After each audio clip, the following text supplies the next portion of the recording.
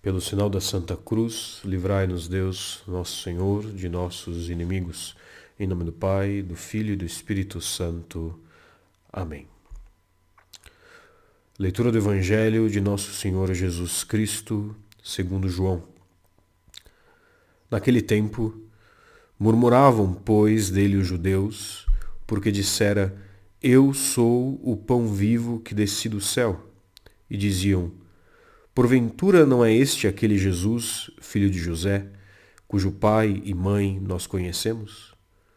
Como, pois, diz ele, desci do céu? Mas Jesus respondeu e disse-lhes: Não murmureis entre vós. Ninguém pode vir a mim se o Pai que me enviou não o atrair, e eu o ressuscitarei no último dia. Está escrito nos profetas: e serão todos ensinados por Deus. Portanto, todo aquele que ouviu e aprendeu do Pai vem a mim. Não porque alguém tenha visto o Pai, exceto aquele que vem de Deus. Esse viu o Pai. Em verdade, vos digo, o que crê em mim tem a vida eterna. Eu sou o pão da vida. Vossos pais comeram o maná no deserto e morreram. Mas este é o pão que desceu do céu, para que aquele que dele comer não morra. Eu sou o pão vivo que desci do céu.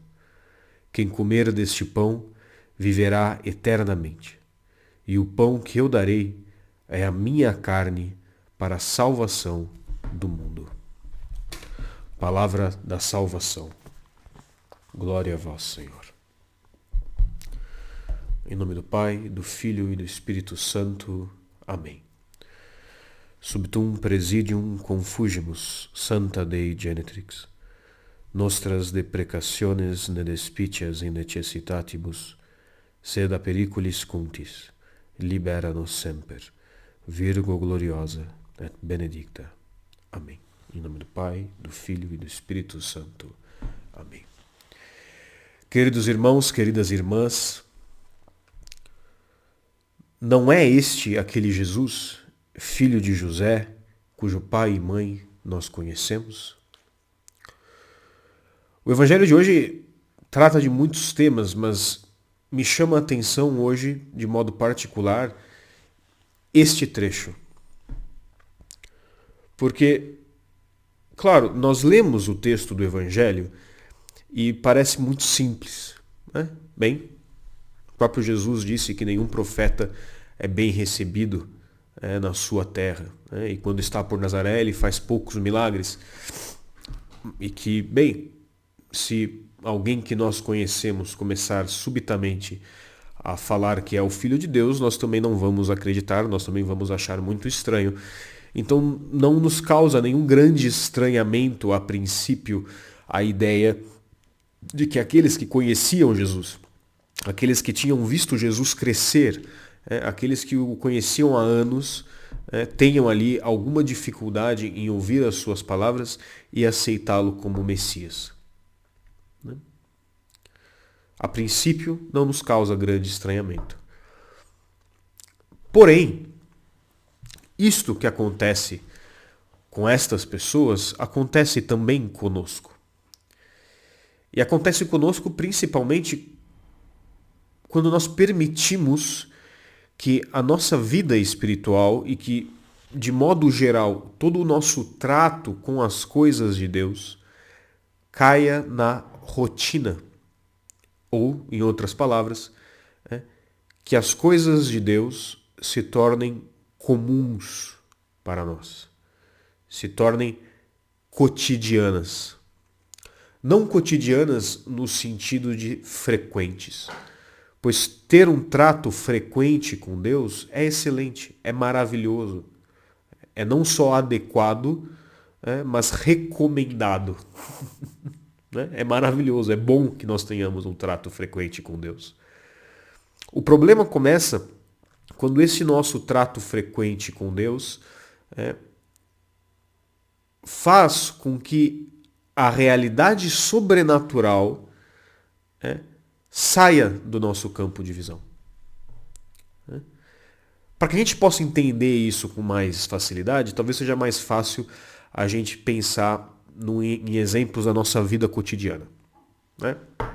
Então, vamos pensar da seguinte forma. Quando eu estou aprendendo a fazer uma coisa nova, né? Vamos supor, eu estou aprendendo a como apontar um lápis aqui. Né? Então, eu recebo esse apontador e eu percebo, bem, eu preciso apertar aqui essas duas orelhas, puxar, né, para ver direitinho onde fica o lugar de colocar o lápis. Eu vejo que aqui embaixo tem o lugar de onde caem as raspas. Né?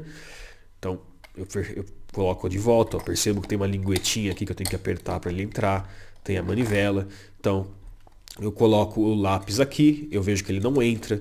Então eu preciso apertar as orelhinhas do apontador, colocar o lápis, soltar, segurar a ponta do lápis aqui atrás, girar. Né?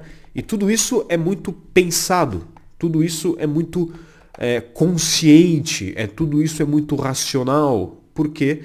Porque eu nunca fiz isso antes. Né? Então eu tenho que pensar cada passo que eu vou tomar, cada uma das minhas ações para apontar o meu lápis aqui é uma ação pensada, é uma ação planejada. E a consequência disso é que eu estou realmente presente no que eu estou fazendo. Eu estou realmente aqui, eu estou realmente apontando o meu lápis. Porém, passa-se o tempo, eu aponto o lápis uma vez, duas vezes.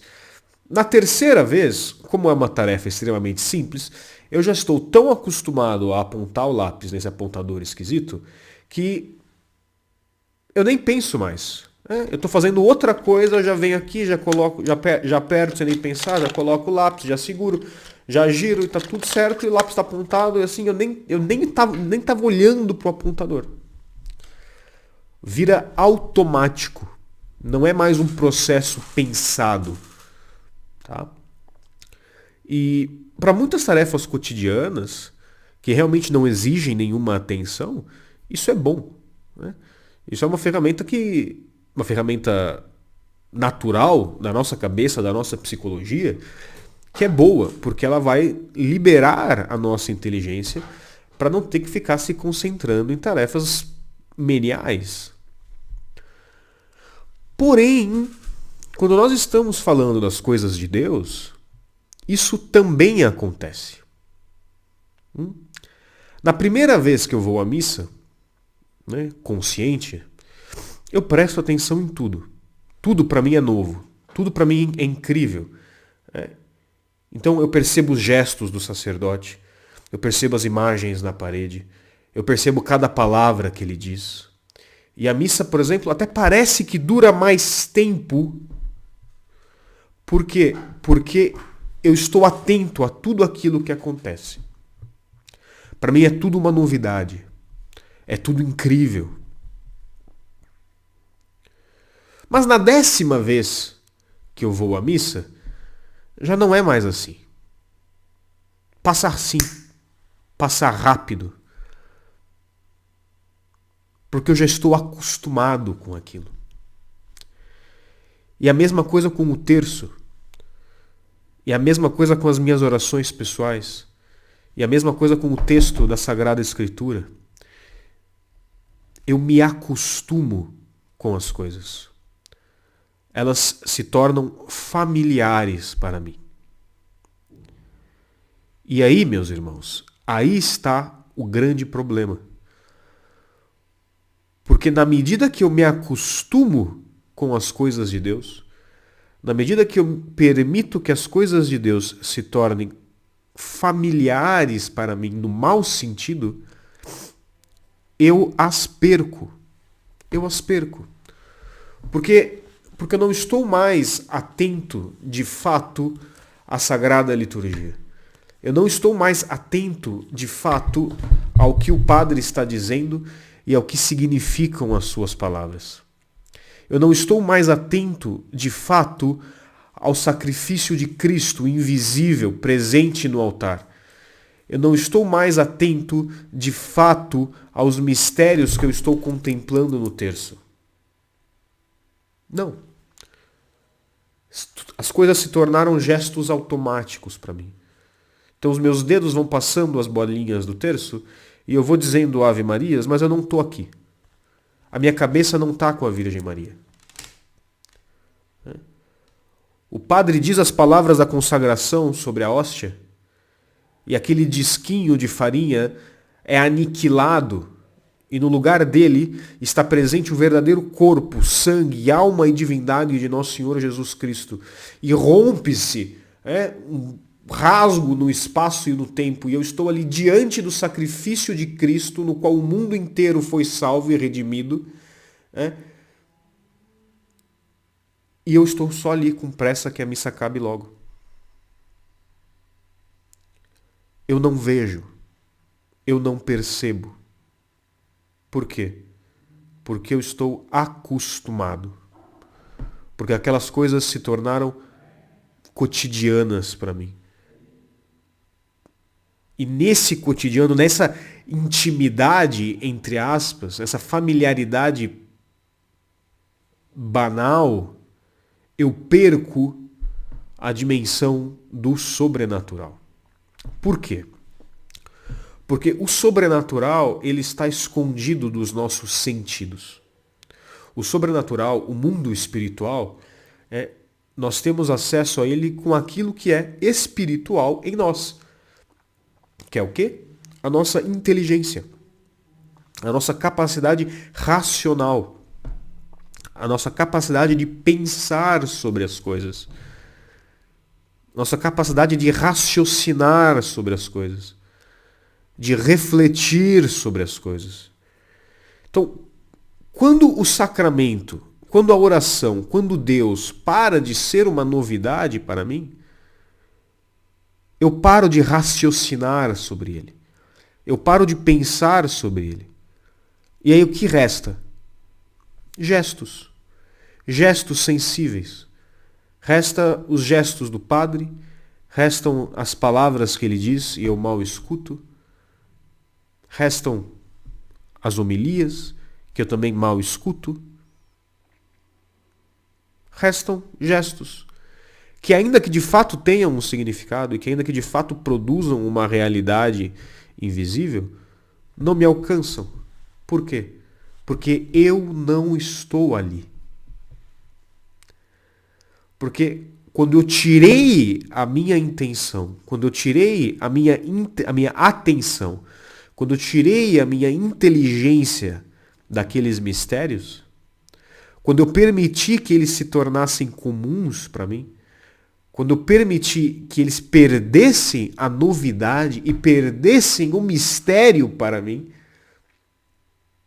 eu perdi o próprio Deus.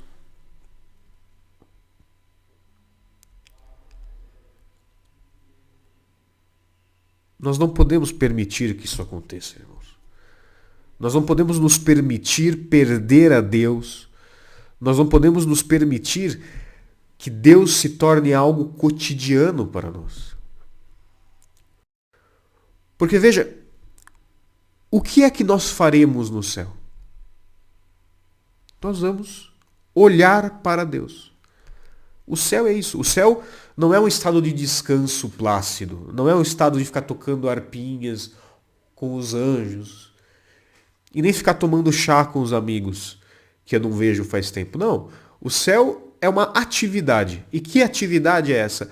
Conhecer e amar a Deus. Estar diante de Deus, vendo Deus face a face e amar a Ele cada vez mais e conhecer cada vez mais a Ele e nisso encontrar uma felicidade cada vez mais profunda, cada vez mais plena, cada vez mais total, que eu vou mergulhar em Deus. Verei a Ele como Ele me vê. E nisso encontrarei a saciedade de todos os meus anseios. E Deus não tem fim, então eu farei isso pela eternidade e nunca vai acabar. e nunca vai se repetir, nunca vai ficar chato, nunca vai ficar entediante. Porque eu vou amar cada vez mais. E quando eu amo mais, eu quero conhecer mais. E quando eu conheço mais, eu amo mais. E vai ter sempre mais, mais, mais, mais. E o Deus que eu vou ver no céu é o mesmo Deus que eu cultuo agora. É o mesmo Deus que eu adoro agora. É o mesmo Deus que está no Santíssimo Sacramento do altar, escondido nas aparências de pão, escondido nas aparências de vinho. É o mesmo Deus que se sacrificou na cruz por mim. É o mesmo Deus que foi sepultado. É o mesmo Deus que ressuscitou ao terceiro dia. O mesmo Deus que subiu aos céus. O mesmo Deus que eu como, que eu mastigo e engulo cada vez que participo da missa em estado de graça. É o mesmo Deus que eu toco com a minha alma cada vez que faço uma oração com atenção. É o mesmo Deus. Então perceba, aquilo que eu vou fazer no céu e que será fonte de indizível e plena alegria, aquilo para o qual eu fui criado, contemplar e amar a este Deus, eu posso fazê-lo agora. Eu posso fazê-lo já. Eu posso fazê-lo neste instante. Claro, eu ainda estou vivo. Né? Há o pecado original, há a minha natureza humana, que macula os meus sentidos e me impede de ter a experiência sensível, ou seja, das coisas que eu sinto que eu terei no céu. Mas a minha inteligência é a mesma. Eu ainda posso pensar sobre Deus. Eu ainda posso amá-lo. Eu ainda posso conhecê-lo. Eu ainda posso encontrar a Deus nos mistérios das coisas sagradas. Eu ainda posso me rebelar contra a tirania da intimidade, a tirania do cotidiano que esconde Deus de mim, que torna Deus e as coisas sagradas corriqueiras, que torna a missa, o terço, a oração, a comunhão só mais uma coisa, só mais uma caixinha que eu preciso marcar do meu dia. Eu posso, eu devo, e este é o único jeito possível de eu resgatar a minha fé, de eu realmente conhecer e amar a Deus.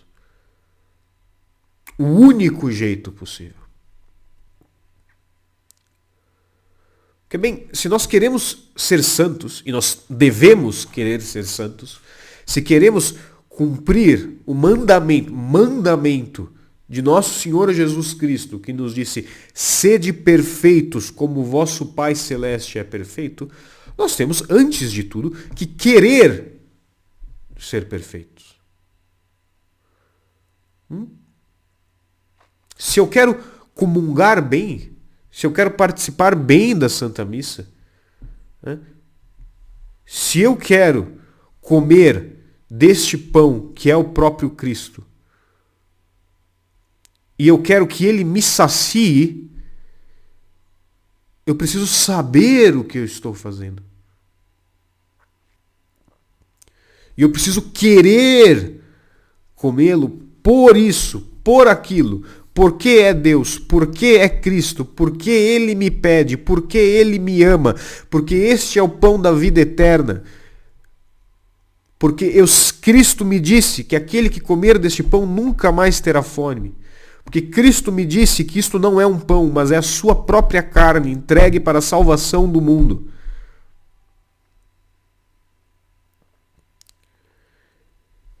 Agora, como eu resgato isso em mim? Como eu resgato em mim este primeiro amor? Como eu rompo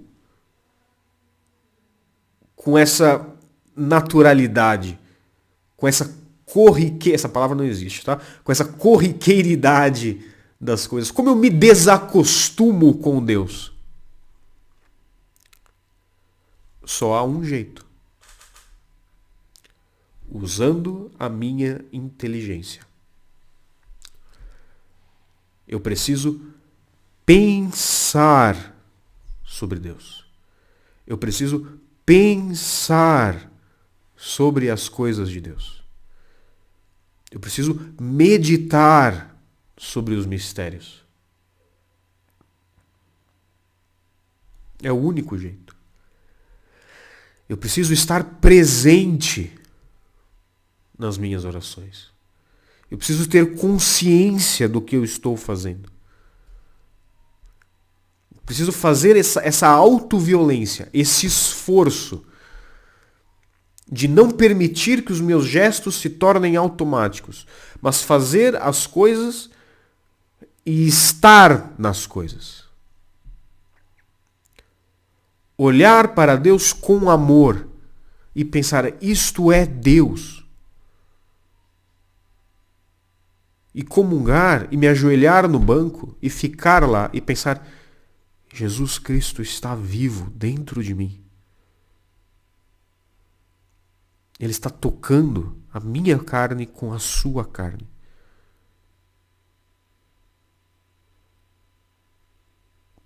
Ele está escondido dentro dessa aparência de pão que eu acabei de mastigar. Deus em sua totalidade. E eu preciso estar na missa e eu preciso pensar, o sacrifício aqui ofertado é o próprio sacrifício de Cristo na cruz. Que um homem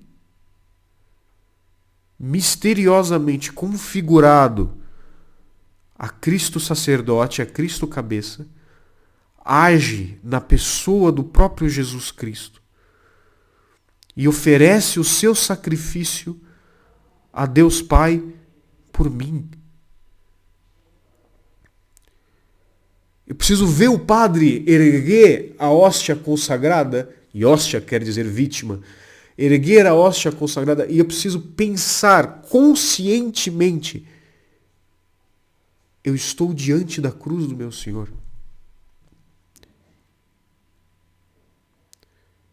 Eu preciso pensar sobre as coisas, imaginar, usar a minha imaginação, para tirar a minha imaginação da sarjeta do mundo e dos sentidos e obrigar ela a trabalhar pela salvação da minha alma. Parar de imaginar cenários impossíveis da minha vida. Parar de ser escravo dos e o que fulano falou, e o que fulano fez, e o dinheiro que eu vou ganhar, e não sei o que, e o meu trabalho, e as minhas preocupações. Não, tira, resgata a sua imaginação da sarjeta do mundo, da poeira da terra. Leva ela para aquilo que ela realmente serve, para Deus. Você está diante do céu que se abre na missa. São Padre Pio dizia que todos os anjos do céu circundam todo o altar durante toda a Santa Missa. Que estão todos os santos ali presentes. Na hora de se aproximar da Santa Missa, peça a Virgem Maria, implore a Virgem Maria que eu esteja aqui como a Senhora esteve aos pés da cruz de Cristo. Preparai o meu coração, preparai a minha inteligência, me dá a graça de prestar atenção. E se obrigue a prestar atenção, a estar atento às palavras, atento aos gestos. E mais, transcender os gestos e as palavras sensíveis, mas pensar sobre o que de fato está acontecendo ali. Que mistério se manifesta sobre aquele altar? A salvação de todo mundo. Como eu vou permitir que isso se torne rotineiro para mim? É a salvação do mundo. É a redenção do universo. Pelo qual cada pedra, cada planta, cada animal, cada grão de areia, pelo qual todas as estrelas, todos os planetas de todo o universo aguardaram desde a criação do mundo. E aquilo para mim vai ser rotineiro. Vai ser só mais um eventinho da minha lista de ocupações do domingo? Eu vou me permitir perder isso perder a Deus, me acostumar com Ele? Vai ser da minha boca que saem essas palavras? Mas esse não é só Jesus, filho de José, que a gente conhece há um tempão? Vai ser da minha boca que saem essas palavras? Ou das minhas bocas, da minha boca, dos meus lábios, sairá a mesma profissão de fé que saiu dos lábios de Pedro? Senhor, só tu tens palavras de vida eterna. As mesmas palavras que deixaram a boca de Tomé, meu Senhor e meu Deus. Louvado seja nosso Senhor Jesus Cristo, para sempre seja louvado. O Senhor esteja convosco, Ele está no meio de nós. Por intercessão da bem-aventurada sempre Virgem Maria e de São José, seu castíssimo esposo, abençoe-vos o Deus Todo-Poderoso, Pai, Filho e Espírito Santo. Amém. Um santo domingo e feliz Dia dos Pais.